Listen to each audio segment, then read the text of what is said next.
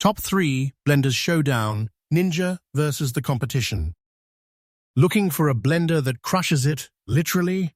First up is the Ninja blender, known for its powerful motor and budget-friendly price.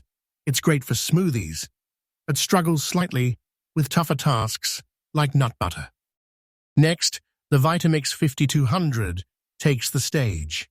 Its professional-grade performance makes quick work of everything, from frozen fruits to hot soups, blending with unmatched consistency.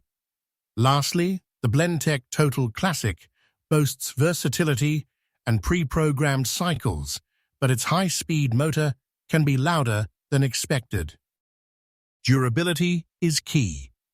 The Ninja is reliable for everyday blending, but may wear out under heavy use.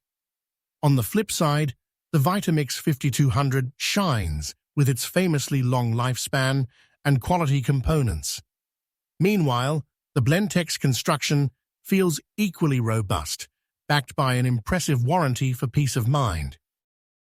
Now, let's talk dollars.